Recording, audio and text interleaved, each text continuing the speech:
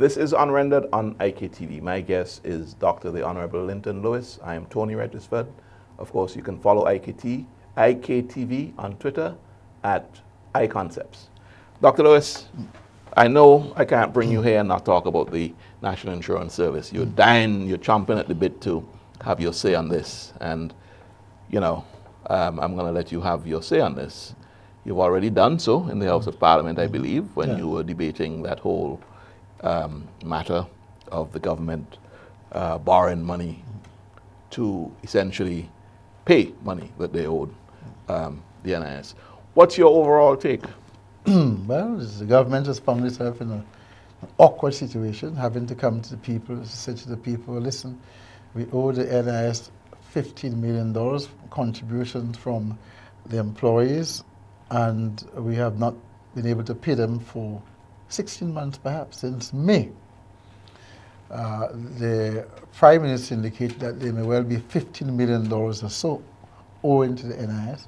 The Leader of the Opposition has clearly said it's more like $23 million, and no one has refuted it, no one has disputed it, and he's mentioned that so many times out there in the public, so it's not really 15 million that is owing, but 23 million appears to be owing to the National Insurance Scheme. What did the government do? Rather than paying that money to the National Insurance Scheme, it says, well, listen, I'm going to give you a treasury note. I'm going to say to you, well, at 4.5%, I'm going to give you a loan. Because it seems as if to say the government saying, you, NIS, give me this loan, and I would pay 4.5% to you over a 10-year period, and I will pay you on a monthly basis, as opposed to paying you the lump sum 23 million that I owe you. Now, the treasury note is a negotiable instrument, which means it can be sold on, but who would really buy it? And the NIS, to be able to sell that, would have to discount it, whichever means.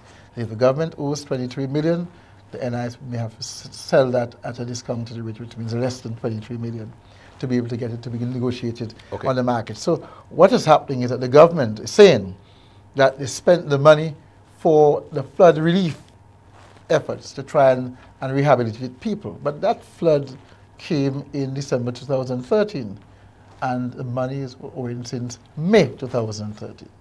Now, there are two things that I am not in a position to challenge you on. Basically, you talk about 23 million, which you say has been undisputed. In other words, the Leader of the Opposition, Honorable Animusa, says that he has reckoned it's that, and nobody's been able to dispute that. So I can let the viewers know that we will be asking Dr. Gonsalves to comment on that very thing following this program. At some time during the week, we will be asking for a comment on exactly that. That $23 million that you say, or your party is saying, that is owed, and not 15 million. Yes. That's the thing I wanted to get clear. The second thing is, I'm not in a position to challenge you, is on the issue of the money in fact being used, or the government's inability to pay the 15 million was because of the spending that they had to do with the floods. And in fact, that money was owed long before the floods. That's it. That's what you're saying. Yes, I wasn't paid in, yes. So it was not paid in. Since May of And 2013. and this I can assure viewers that I will, or the IKTV news team will, if not me personally, will solicit a comment from Dr. Gonsalves on that. But you know, the Leader of the Opposition spoke about it so many times, even the House of Parliament, and we haven't had a We comment to that. will research it. I hope you can extract one. We'll research it. Now, let's talk about the overall state of the NIS, though.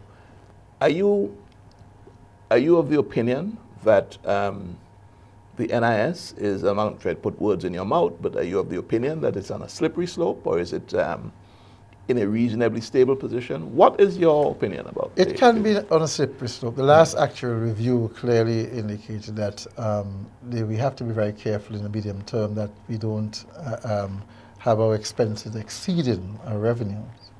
So we have to be very careful about that. And some recommendations were made to increase the contribution from 8% to 10%, total contributions, and also to increase the pensionable age from 60. Now, that in itself is an attempt to try and actually constrain the outward movement of monies, and also to ensure that more monies have been contributed. Is there anything wrong with that? But it shows if the NIS was in a very healthy position, that would not be necessary. Now, I know from listening to events in the United Kingdom, a country that you are very familiar with, and that's why I use that as an example. I know that there is a review, has been a review of the similar institution, the pension fund, the pension scheme, service, whatever you want to call it, for the reason that there may have been a similar review here. People are living longer. The life expectancy has gone up to 70, whatever, 74 for females, I think. I can't remember the exact age. But when the NIS was conceived and throughout its midlife, if we judge the period of time and call it midlife, that held. But clearly the trend is not dissimilar to what is happening in the UK. With respect to the increase in life expectancy? Yes. Yes, but... and the fact that you are now placing a greater burden because people are being paid their pensions for longer, and therefore you have to intervene with a restructuring so that the thing remains viable. I am saying to you, is there anything wrong with that? No, but nothing is wrong with that. But what our actual review said is that we have to be very careful that our expenses will be more, to put it simply, than our income. But that's the same thing. That's the same thing we're talking about. No. Why would it be more? No. The thing is this: is that it may be more mainly because perhaps there are insufficient contributions, as opposed to the payout, the number of persons are paid, or the amount of money has been paid out. Yes. It may be more also by virtue of increase in life expectancy and so on in people.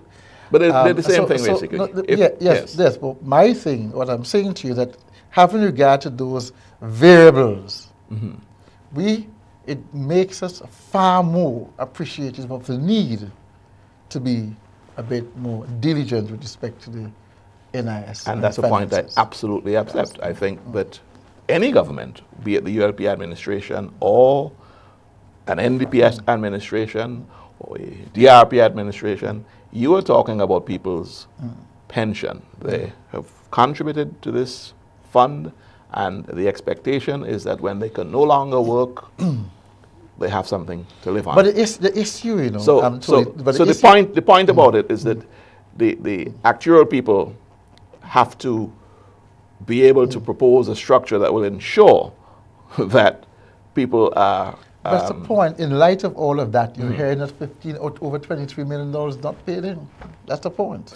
In the light of all these problems, about not being able to sustain itself in the medium term with respect to making payments because the incomes will be less than the expenses. In spite of all of that, you have the government coming and saying that we have not contributed $23 million. They insist about it's about yes, and on the face of that, from a scare-tactic point of view, that can sell. You know. But why is scare-tactic? That's the truth. Let me make a point. Truth, let me make a point. Is that the truth? That is absolutely. So why is it scare-tactic? That's absolutely the truth. But let's compare it then, for example, with take the United States of America.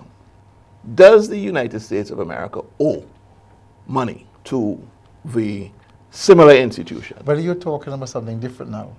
I am concentrating on the fact that the government did not pay in about $23 million when it ought to have, demonstrating that there are serious financial problems being faced by the government, and also putting the NIS at some sort of risk by not receiving that amount of money. I don't think anybody can refute that. Good. But what we're saying is that do you know of pristine, just next door, United States is just next door.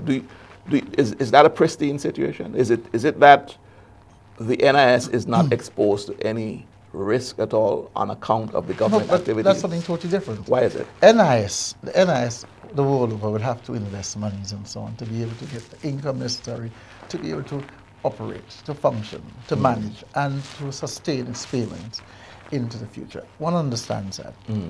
But here we're talking about a situation in which the government itself did not make the contribution, and to make matters worse, said that the reason for not making the contribution was because they had to spend monies for the victims of the flood disaster. And you're saying that's a lie? You're saying that's a lie? In truth, in fact, the floods came in December 2013, and the monies were not paid since May 2013. So you're saying that's a lie? These are things that we have to take into consideration. And I accept that. I accept that Yeah. you have to be concerned. But do you have to be? You have to be concerned. There's one thing being concerned and being an alarmist. Is it that the... Isn't it alarming that $23 million have not been paid by the government? It would be alarming if it is bringing the NIS to its knees. No. Is it bringing the NIS to its knees? No, that cannot be, because the NIS, their laws which clearly indicate that monies that are contributed by employees ought to be paid in by employers, and if we contravening those laws by not doing so. It is an alarmist because the government who's supposed to be Is this just of politics? virtue. No. Is this just politics? It isn't. No. Because I'm going to ask you the question. Hold on. It can't be question. politics. Yes. It's not politics. It's factual. What I'm saying to you is a fact. Those are the facts, the prevailing circumstances, and those are the circumstances on which comments and opinions are made. What do you think the people who do the actual reviews, as professionals, have they generated over the period of time of, let's talk about the term of the ULP, 13 years, have they once generated reports that indicate that there's a crisis situation in the NIS? But what do you mean by crisis? Because a crisis meaning that they have been brought to their knees and they have been mismanaged and they will not be able to honor pension. A crisis pension. could also mean that in the medium term there's a suggestion that your expenses will exceed your income or your revenue. That may be a crisis situation that's not a crisis. A crisis cannot happen. No, that may be seen. A crisis cannot happen before it happens. No, that may be seen as a crisis, and therefore it needs to be addressed with alacrity. My thing. Let's clear up the whole idea of crisis, because I cannot allow you to get away with it. You use the word, not me. Hold on. A storm is approaching St. Vincent. Are we in a crisis? In St. Vincent and Grenadine? Yes. If we in a crisis as a result of the storm? If we are unable to prepare ourselves in the way we should, given the strength of the storm, right? Then we really in a crisis. So let's contextualize that. The crisis is not here yet because the storm has indeed not hit, right? We have already been told that in the NIS, in the medium term, the expenses will exceed its revenue unless certain measures have been taken. So that's a crisis. And on the heels of that, you're hearing of $23 million not being paid by the government. Now that in itself is what created the sort of concern that we've seen pervading St. Vincent and the Grenadines. I am saying concern we should be. Good. Not just for the public sector, very good, but for the private sector. That any monies that are owed to the NIS, and the NIS is not getting its funds as readily as it should be, that should be a cause of concern. However, I am saying to you as well, okay, to the extent to which the NIS is really exposed to the point where they are in a crisis situation, that is what I want to get out of you. Do you think that that has brought about a crisis situation? So someone has to die for there to be a crisis, is it? That's the impression I'm getting. Crisis is a strong word. No, I'm saying that someone has to die. The government is going through crisis. No, but you can't. What the problem is, it depends on the severity of the problem. In this case, I consider the problem to be severe when you have to be very cautious in the medium term about your level of expenses and the amount of money that you actually earn. I am simply trying to get an answer out of you. I'm not trying to put words in your What mouth. answer are you trying to get? I'm giving you as much as possible. Do you think possible. the NIS is in a state of crisis? What do you mean yes by or crisis? no? I am saying that has it been brought to its knees? But if that is your definition, no, it has not been brought to its knees. Yes. But what is important to note also is that we have not received account, I think, since 2010. We are not privy to the most recent actual review, which should be had every 2 or 3 years or so. And now it's 2014. So we are not in a position effectively to be able to analyze the financial performance of the NIS up to date. And so it is difficult for us to make definitive statements outside what we have been told from the last actual review and from the last financial statement in 2010. We just have to wait and see. In the meantime, yes, arising out of the report, the last actual report, where there are some concern with respect to expenses being more than revenues, we are hearing about the government's inability to make the payment. So, Dr. Lewis, we're at the end of this segment, yes, but I'm going to throw it out to you. Mm-hmm. Are we playing politics with the NIS, or are we reporting and educating Vincentian on the issues as they should be? But we are. It's factual. Mm-hmm. It is not politics at $23 million owed, or $26 million in the public sector, or $36 million in the public and private sector. You hear the leader of the opposition making those statements over and over again. That is not politics, that's factual. And so, unless you can prove something otherwise. But in the context, we're saying that St. Vincent and the Grenadines is standing alone as far as government owing the NIS, and therefore St. Vincent and the Grenadines government is placing the NIS in jeopardy and has brought it to a point where we should be, not just be concerned, but we should be alarmed. Well, that's a different issue now that you want me to address. The extent to I'm trying to get you to make a definitive statement. No, but I've been doing this all the time. I don't think so. No, the extent to which you're seeing the government's involvement in not paying the NIS and borrowing from the NIS will have serious implications for the longevity or sustainability of the NIS. What we're saying, before you reach that point. No, but it's important. No, hold on. It's important that you explain. Before you reach that point. It will or it could. Hold on. Before you reach the point where there's a NIS that is unable to meet its financial obligations, we have every right to be concerned, to address the situation, and to remedy the situation, and to get government to stop and think, listen, perhaps we should be very cautious about getting involved in the extraction of monies from the NIS. Dr. Lewis, we're at the end of our third segment. When we come back, we'll be into our final segment. We'll move on to some more points that I know you're dying and chomping at the bit to talk about. So when we come back. All right. This is Unrendered on AKTV. My guest is Dr. the Honorable Linton Lewis. More when we come back.